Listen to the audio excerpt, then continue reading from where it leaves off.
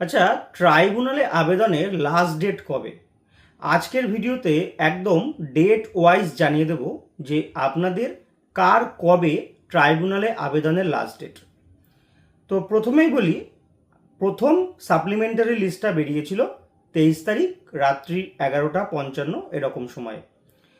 তো সেই ক্ষেত্রে কিন্তু 23 তারিখটাকে ধরতে হবে। 23 তারিখটাকে ধরে 15 দিন, যেদিন সাপ্লিমেন্টারি লিস্ট বেরিয়েছে সেই দিন থেকে 15 দিন পর্যন্ত, তাহলে 23 তারিখটাকে ধরতে হবে। 23 তারিখটাকে ধরলে আমাদের যাদের 23 তারিখে সাপ্লিমেন্টারি লিস্টে যাদের নাম ডিলিটেড লিস্টে এসছে আর কি, তাদের ট্রাইব্যুনালে আবেদনের লাস্ট ডেট কিন্তু 6 এপ্রিল। একদম মনে রাখবেন, যাদের 23শে মার্চ সাপ্লিমেন্টারি লিস্টে ডিলিট লিস্টে নাম এসছে তাদের ট্রাইব্যুনালে আবেদনের লাস্ট ডেট 6 এপ্রিল। এরপর 27শে মার্চ যাদের নাম ডিলিট হয়েছে তাদের লাস্ট ডেট 10 এপ্রিল। এরপর 28শে মার্চ যাদের ডিলিট হয়েছে তাদের লাস্ট ডেট 11 এপ্রিল। 29শে মার্চ যাদের ডিলিট হয়েছে তাদের লাস্ট ডেট 12 এপ্রিল। আর 30শে মার্চ যাদের ডিলিট হয়েছে তাদের লাস্ট ডেট 13 এপ্রিল। এবং আগামী দিনেও যখন আবার ডিলিটেড বা সাপ্লিমেন্টারি লিস্ট বেরোবে ঠিক এইভাবেই আপনারা ক্যালকুলেশন করবেন। এইবার সমস্যা হচ্ছে, যাদের 23 তারিখে সাপ্লিমেন্টারি লিস্টের নাম ডিলিটেড লিস্টে এসছে তাদের হাতে আর মাত্র 5-6 দিন সময় আছে, সেটা অনলাইন হোক বা অফলাইন।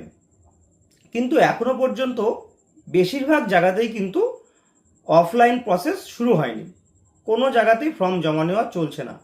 আবার অনলাইনে অপশন দিলেও সেখানে ডকুমেন্টস আপলোডিংয়ের অপশন আসছে না।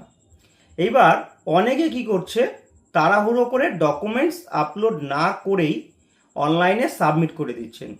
একটা জিনিস কিন্তু ভালো করে বুঝে নেবেন, আপনি যে সাবমিটটা করে দিচ্ছেন আপনি কি আর হিয়ারিংয়ের ডাক পাবেন? যদি আর হিয়ারিংয়ের ডাক না পেয়ে থাকেন তাহলে আপনি তো কোনো ডকুমেন্টসই আপলোড করলেন না।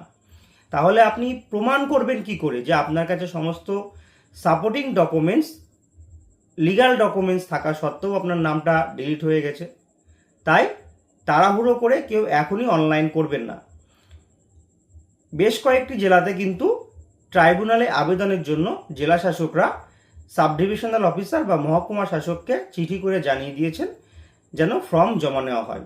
যেমন দেখুন, আমি স্ক্রিনে দেখাচ্ছি, আজকে 30 তারিখে কিন্তু মুর্শিদাবাদ জেলার জেলা শাসক ট্রাইব্যুনালে অ্যাপিলের জন্য সাব ডিভিশনাল অফিসার বা জেলা মহকুমা শাসককে চিঠি করে জানিয়ে দিয়েছেন ফর্ম জমা নেওয়ার জন্য।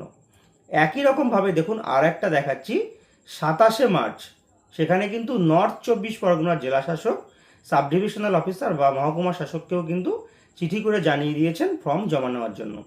তো আমার এই ভিডিওটা যদি নর্থ 24 পরগনার বাসিন্দাদের কাছে পৌঁছে যায়, প্লিজ একটু কমেন্ট করে জানাবে যে আপনাদের জেলায় ট্রাইব্যুনালের অ্যাপিলের ফর্ম জমা নেওয়া হচ্ছে কিনা, বা অন্য কোনো জেলাতেও যদি ট্রাইব্যুনালের ফর্ম জমা নেওয়া হয়ে থাকে তাহলে প্লিজ কমেন্ট করে জানাবেন।